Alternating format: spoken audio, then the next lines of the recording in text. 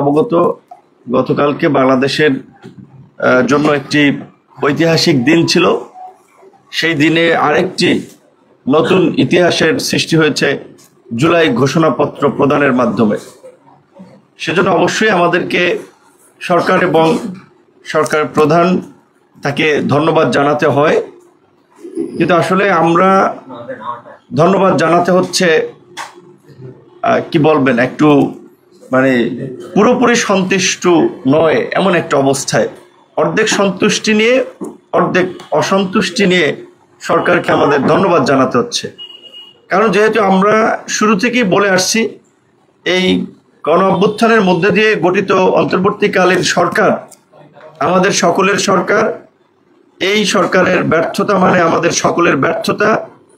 এই সরকারের ব্যর্থতা মানে দেশ আর একটা নতুন সংকটে পতিত হওয়া। সেই জায়গা থেকে আমরা সরকারকে ওন করেছি, ধারণ করেছি, কিন্তু প্রকৃত অর্থে আমরা সরকারকে যতটা ধারণ করেছি সরকার আমাদেরকে ততটা ধারণ করে নাই।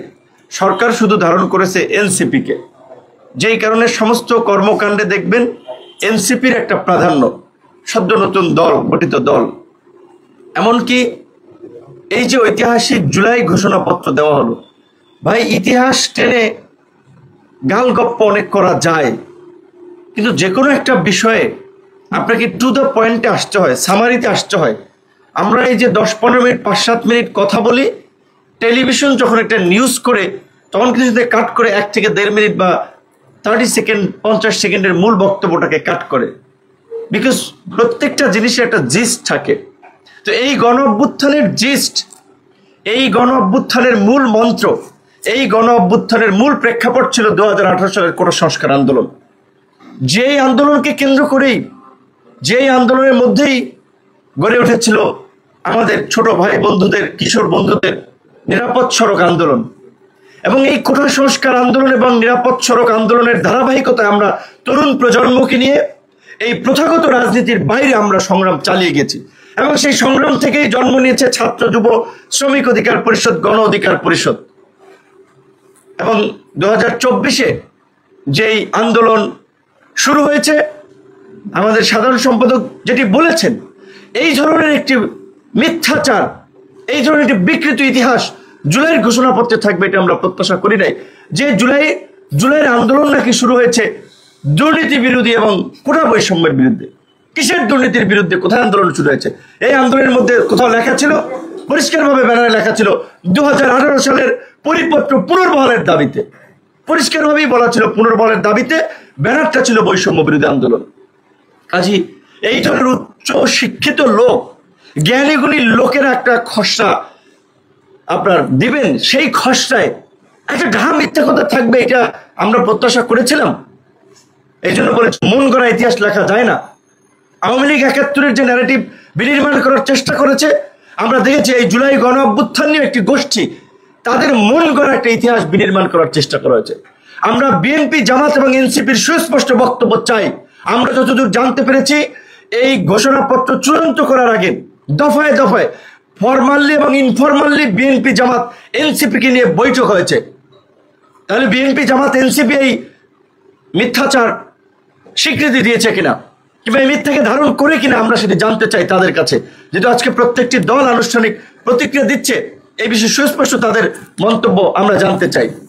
যেখানে আমরা বারবার এই আওয়ামী ফ্যাসিবাদকে নিয়ে সমালোচনা করি, মুক্তিযুদ্ধের এককেন্দ্রিক বয়ান নিয়ে আমরা সমালোচনা করি, তাহলে কেন আমরা এই জুলাইয়ের গণ অভ্যুত্থানের 1 বছরে আমরা শহীদদের সংখ্যা নির্ণয় করতে পারলাম না?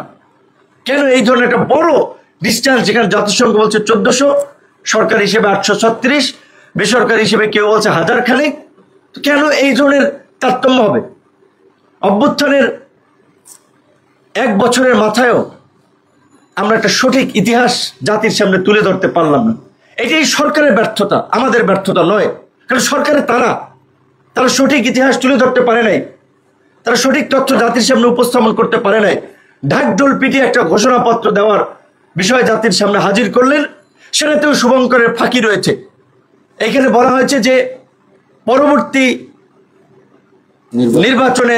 নির্বাচিত সরকারের সংস্কারকৃত সংবিধান, তো তাহলে পরবর্তী নির্বাচিত সরকারের সংস্কারকৃত সংবিধানে যদি এটি অন্তর্ভুক্ত থাকে, পরবর্তী যদি সরকারি ডিসিশন নেয়, তাহলে এই আপনার জাতীয় ঐক্যমত্য কমিশনের নামে এই তামাশার কি দরকার ছিল?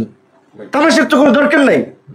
আমরা প্রায় 2 মাস সমস্ত কর্মকাণ্ড বাদ দিয়ে পরিবারকে বঞ্চিত করে এখানে মানে ওই যে অফিসের মতো আপনার সকাল 11টায় আলোচনা শুরু হয়েছে, বিকাল 5টা, এবং শেষ দিকে আপনারা দেখেছেন 10টা 11টার দিকে আপনার আলোচনা শেষ হয়েছে। আমরা বারবার বলেছিলাম যে এই সংস্কারগুলো নির্বাচনের আগে আইনি ভিত্তি এবং বৈধতা দেওয়া যায়, সেগুলোকে বৈধতা এবং আইনি ভিত্তি দিতে হবে, এবং এই জুলাই সনদের ভিত্তিতে আগামীর বাংলাদেশ পরিচালিত হবে। যেই জুলাই সনদের কথা ঘোষণাপত্রে উদ্ধৃত থাকবে, কিন্তু ঘোষণাপত্রে জুলাই সনদের কথা উল্লেখ নাই।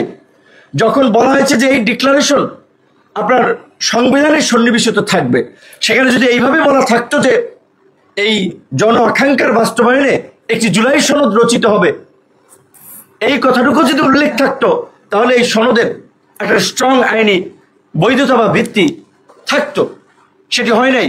তাই আমরা পরিষ্কারভাবেই বলতে চাই যে আমরা যদি আজকে বিভাজিত অবস্থান নেই, তাহলে তো পতিত স্বৈরাচার এবং ফ্যাসিবাদ এবং তার দোসররা অট্টহাসিতে মেতে উঠবেন। তাই আমরা পরিষ্কারভাবেই বলতে চাই, এখনো যদি সুযোগ থাকে আলাপ আলোচনার মাধ্যমে এই জুলাই ঘোষণাপত্রের সংশোধনী আনা দরকার। এবং বিশেষ করে মূল বিষয় কি এই আন্দোলনে ভাই, ব্রিটিশ বিরোধী উপনিবেশিকবাদ 47-এর আন্দোলন 71-এর মুক্তিযুদ্ধ গণঅভ্যুত্থানের প্রেক্ষাপট তৈরি করে নাই। 71-এর মুক্তিযুদ্ধের মধ্যে দিয়ে তো আমরা একটা স্বাধীন সার্বভৌম ভূখণ্ড পেয়েছি। এই জুলাই গণঅভ্যুত্থান আছে তার অর্ধ শতাব্দী পরে। সেইখানে 71-এর মুক্তিযুদ্ধ, এই 47-এর আন্দোলন, অমুক তমুক, এই সমস্ত ইতিহাসের এত আপনার উদ্ধৃতি ঘোষণাপত্রে থাকার দরকার ছিল না। গণঅভ্যুত্থান হয়েছে গত 16 বছরের ফ্যাসিবাদের কারণে। 16 বছরে 3টি নির্বাচনে জনগণকে ভোটাধিকার থেকে বঞ্চিত করা হয়েছে, নির্বাচন থেকে বঞ্চিত করা হয়েছে। 16 বছরে একদলীয় শাসন কায়েম করার জন্য ধারাবাহিকভাবে যে ঘটনাগুলো ঘটেছে, এই সামরিক বাহিনীকে পঙ্গু করার জন্য পিলখানা হত্যাকাণ্ড, আলেম ওলামাদেরকে এই হত্যা করার জন্য শাপলা চত্বরের ঘটনা, এবং এর মধ্যে মোদী বিরোধী আন্দোলন, প্রাইভেট বিশ্ববিদ্যালয়ের শিক্ষার্থীদের আন্দোলন, এবং সবচেয়ে মোমেন্টাম তৈরি করেছে কোটা সংস্কার আন্দোলন এবং নিরাপদ সড়ক আন্দোলন। মূল ঘটনাকে এড়িয়ে একটা অস্পষ্ট ইতিহাস কার স্বার্থে উপস্থাপন করা হয়েছে, কারা এর সাথে জড়িত ছিল, আমরা সেটা জানতে চাই। তারা প্রতারণা করেছে জাতির সঙ্গে, আমাদের সঙ্গে প্রতারণা করেছে। আমরা 15 দিনের 20 দিনের আন্দোলনের মিডিয়া কভারেজে নেতা হই নাই, হঠাৎ করে নেতা গজে উঠি নাই। আমাদের ধারাবাহিক গত এই 7-8 বছরের ধারাবাহিক লড়াই সংগ্রামে রাজপথের রক্ত এবং ঘাম আমাদের এই রাজপথের পিচের সাথে আমাদের মিশে গেছে। প্রত্যেকটা মানুষ যারা আজকে আমরা এখানে বসে আছি, তারা এই প্রেক্ষাপট তৈরিতে জীবন বাজি রেখে ধারাবাহিকভাবে লড়াই সংগ্রাম করেছে। এমনকি এই ডিবি হারুনের ভাতের হোটেলে গিয়ে যখন অনেকে কম্প্রোমাইজ করেছে, বাধ্য হয়ে কিংবা কম্প্রোমাইজ করে যখন আন্দোলন প্রত্যাহার করেছে, তখন আমরা 2 দফায় রিমান্ডের মধ্যে থেকে আমরা আপনার বজ্র ধ্বনি তুলে আমরা কিন্তু পরিষ্কারভাবে বলেছিলাম যে 90% পতন হয়ে গেছে, আর 10% বাকি আছে, সেটার জন্য ধাক্কা দিতে হবে। আজকে অনেকে হিরো হয়ে গেছেন, 10-15 দিনের আন্দোলনে হিরো হয়ে গেছেন। অন্যদের সমস্ত অবদানকে ম্লান করে আজকে সরকারের ক্ষমতাকে ব্যবহার করে, সরকারকে ব্যবহার করে, উপদেষ্টা পরিষদকে ব্যবহার করে আজকে কিংস পার্টি গঠন করা হয়েছে। আর সেই কিংস পার্টির কার্যকলাপ আপনারা দেখতেছেন যে কিংস পার্টি আজকে তরুণ প্রজন্মকে বিপদগামী করছে, রাজনীতিকে কলুষিত করছে। যেই তরুণদেরকে নিয়ে মানুষ পরিচ্ছন্ন রাজনীতির স্বপ্ন দেখেছিল, নতুন বাংলাদেশ বিনির্মাণের স্বপ্ন দেখেছিল, আছে সেই তরুণরা চাঁদাবাজি, ধান্দাবাজি, তদবির, লুটপাটে ব্যস্ত। এই ইতিহাস কারা রচনা করেছে, এগুলো কারা তৈরি করেছে, তাদের বিচারও এই দেশে আগামীতে হবে। যারা এই দেশের মানুষের যে তরুণদেরকে নিয়ে স্বপ্ন ছিল, তরুণদেরকে নিয়ে আশা ছিল, সেই আশা আকাঙ্ক্ষায় যারা গুড়ে বালি দিয়েছে, সেই আশা আকাঙ্ক্ষাকে যারা ধ্বংস করেছে, তাদের বিচারও হবে। আজকে তরুণ হিসেবে আমরা নিজেরা প্রশ্নের সম্মুখীন হই, তোমাদের ভাই বন্ধু সহকর্মীরা এগুলো কি করছে। তাই সরকারকে বলতে চাই, আপনারা আশকারা দিয়ে এগুলো করেছেন, আপনাদের দায় রয়েছে। সেই দায় মোচনের জন্য হলেও অন্তত এই আন্দোলনের অন্যান্য অংশীজনদেরকে যথাযথ মূল্যায়ন করে এই ঘোষণাপত্রে তার সঠিক আপনারা বিবৃতি জাতির সামনে প্রকাশ করবেন। এবং আগামীতে যে জুলাই ঘোষণাপত্র হবে, সেই জুলাই ঘোষণাপত্রের কিভাবে আগামীতে যে জুলাই সনদ ঘোষণা করা হবে, সেই জুলাই সনদে কিভাবে সকলের আকাঙ্ক্ষাকে প্রকাশ করা যায়, অংশীজনদের ত্যাগের মূল্যায়ন কিভাবে করা যায়, তাদের ইতিহাসকে কিভাবে তুলে ধরা যায়, এবং এই জুলাই সনদকে আপনার মেঘনা কাটার মতো এইটা জাতির মুক্তির সনদে রূপান্তর করা যায়, আইনি ভিত্তি দেওয়া যায়, সেই বিষয়ে আপনারা পদক্ষেপ নিন, আলাপ আলোচনা করুন এবং এই জুলাই সনদের ভিত্তিতেই আগামী নির্বাচন হবে। অন্যথায় পরিষ্কার কথা, এই বাংলাদেশে প্রতারণার মধ্যে দিয়ে আগামীতে কোনো নির্বাচন হলে, অতীতে নির্বাচনের নামে প্রহসন হয়েছে, আমি দামি নির্বাচন হয়েছে, আগের রাতে নির্বাচন হয়েছে, এই নির্বাচনের সাথে যারা জড়িত ছিল দেখেছেন বাংলাদেশের ইতিহাসে প্রধান বিচারপতির গলায় গামছা, প্রধান নির্বাচন কমিশনের কোমরে রশি, এই ইতিহাস কিন্তু বাংলাদেশের 50 বছরে ছিল না, কিন্তু হয়েছে। কাজে আগামীতেও যদি এইভাবে ল্যাপসাপ দিয়া জোড়াতালি দিয়া খালি একটা নির্বাচন করতে চান, যারা এই ধরনের নির্বাচন করতে চান তাদের পরিণতিও কিন্তু এই যে খায়রুল হক কিংবা নুরুল হুদাদের মতো পরিণতি হবে, আমরা হুঁশিয়ার করে দিতে চাই। সেই কারণে আমরা পরিষ্কারভাবে বলছি, নির্বাচন নিয়ে সকলের একটা উদ্বেগ ছিল। সরকার প্রধান জাতির উদ্দেশ্যে দেওয়া ভাষণে নির্বাচনের বিষয়ে একটা সম্ভাব্য ভালো এবং একটা উপযুক্ত সময়ে ঘোষণা করেছেন, এটাকে আমরা ইতিবাচকভাবে দেখি। কিন্তু একই সাথে নির্বাচন করার জন্য যেই এলিমেন্টগুলো প্রয়োজন, যেই বিষয়গুলো প্রয়োজন, প্রশাসনের নিরপেক্ষতা নিশ্চিত করা, সৎ দক্ষ পেশাদার অফিসারদের মাধ্যমে প্রশাসনের পুনর্গঠন এবং প্রশাসনকে ঢেলে সাজানো, লেভেল প্লেইং ফিল্ড তৈরি করা, নির্বাচন কমিশন সহ অন্যান্য প্রতিষ্ঠানগুলোকে ঢেলে সাজানো, সেই কর্মযজ্ঞ শুরু করতে হবে। এখন পর্যন্ত প্রশাসনের মধ্যে আমরা নিরপেক্ষ চরিত্র দেখতে পাই নাই। এক দলকে রাষ্ট্রীয় প্রটোকল দিচ্ছে, অনিবন্ধিত দল কিংবা কোনো রাজনৈতিক দল তাদের নিয়ে সমস্ত কর্মকাণ্ড পরিচালনা করছে জেলা লেভেলে, উপজেলা লেভেলে। অন্য অনেক দলকে, গণ অভ্যুত্থানের অংশীজনদেরকে দাওয়াতও দেওয়া হয় না ডিসি অফিসে, ইউনো অফিসে, এসপি অফিসে। তাহলে এই প্রশাসন কিভাবে একটা নিরপেক্ষ নির্বাচন করবে? সেই জন্য আমরা বারবার বলছিলাম যে আমরা নির্বাচন চাই। নির্বাচনের দাবিতে সবচেয়ে স্পষ্ট অবস্থান তুলেছে সর্বপ্রথম শুরু থেকে গণ অধিকার পরিষদ। কারণ আমরা বলেছিলাম যে নির্বাচনের যদি একটা স্পষ্ট রোডম্যাপ না থাকে তাহলে নানান ধরনের ষড়যন্ত্র দ্বারা বাঁধবে, যেটা আমাদেরকে সংকটে ফেলবে। কাজেই সেই জায়গা থেকে আমরা এখনো বলছি যে আমরাও নির্বাচন ফেব্রুয়ারিতে ঘোষণা করেছেন, জানুয়ারিতেও যদি করেন আমাদের আপত্তি নেই, ডিসেম্বরেও যদি করেন আমাদের আপত্তি নাই, কিন্তু নির্বাচনের আগে উপযুক্ত পরিবেশ এবং লেভেল প্লেইং ফিল্ড সকলের জন্য সেটি তৈরি করতে হবে।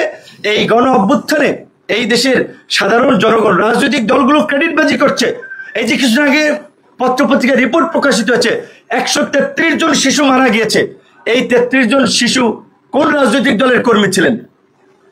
এই আপনার কৃষক, শ্রমিক, সাধারণ জনতা যারা জীবন দিয়েছিল তারা কোন রাজনৈতিক দলের কর্মী ছিলেন? রাজনৈতিক দলগুলো তো ক্রেডিটবাজি করছেন। রাজনৈতিক দলের নেতাদেরকে বলতে চাই, কোন নেতার কয়জন ছেলে মেয়ে মারা গেছে দেখেন, কয়জন এমপির ছেলে, কয়জন মন্ত্রীর ছেলে, কয়জন বড় বড় নেতার ছেলে মেয়ে আত্মীয় স্বজনরা মারা গেছে।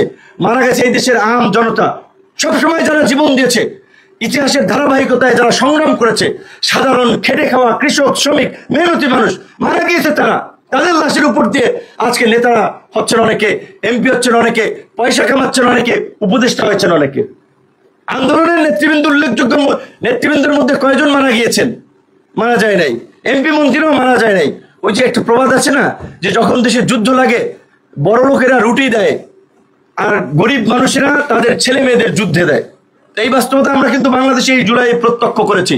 সুতরাং সেই জায়গা থেকে আমরা এদেশের আপামর সকল জনসাধারণকে বলতে চাই, আমাদের যে জুলাইয়ের আকাঙ্ক্ষা, এই রাষ্ট্র ব্যবস্থার সংস্কার, রাষ্ট্র পুনর্গঠন, নাগরিকদের অধিকার নিশ্চিত করা এবং ভবিষ্যৎ বাংলাদেশে যেন কোনো ফ্যাসিবাদ তৈরি না হয়, স্বৈরাচার তৈরি না হয়, সেই ব্যবস্থা নিশ্চিত করার মধ্য দিয়েই এই জুলাইয়ের আকাঙ্ক্ষা বাস্তবায়ন করতে হবে।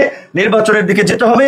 তার জন্য যেই সংস্কার প্রয়োজন, যেই পদক্ষেপগুলো নেওয়া প্রয়োজন, সেগুলো নিতে হবে। অন্যথায় এই সরকারকেও বলতে চাই যে আপনাদেরকেও আমরা কিন্তু ছেড়ে দেব না। অনেক আপনাদেরকে প্রশংসা করেছি, আপনাদের পাশে ছিলাম। এই যে নির্বাচনের বাকি যে 6 মাস আছে, আপনাদের 6 মাসের প্রত্যেকটি পদক্ষেপে এখন থেকে আমাদের মুখোমুখি হওয়া আপনাদের লাগবে। কারণ আমরা আপনাদেরকে বসিয়েছি, আমাদের রক্তের উপর দিয়ে, আমাদের আবেগের আপনার পুঁজি করে আপনারা ওইখানে উপদেষ্টা হয়েছেন। আমরা আপনাদেরকে সম্মান করে ওইভাবে এতদিন কিছু বলি নাই। কারণ আপনারা এই গত 1 বছর ধরে যা করেছেন, আমাদের সাথে প্রতারণা করেছেন, আমাদেরকে বঞ্চিত করেছেন, আমাদের সাথে অনেক ক্ষেত্রে প্রহসন করেছেন। তাই আমরা পরিষ্কারভাবে এখনো বলে দিতে চাই, এখনো আপনাদের প্রতি আস্থাটুকু রাখতে চাই। আপনারা সেই আস্থাটুকু ধরে আমাদের এই আকাঙ্ক্ষার বাস্তবায়ন করে বাংলাদেশকে একটা নতুন দিকে নিয়ে যাবেন, সেই প্রত্যাশা রইল। আল্লাহ হাফেজ। ধন্যবাদ।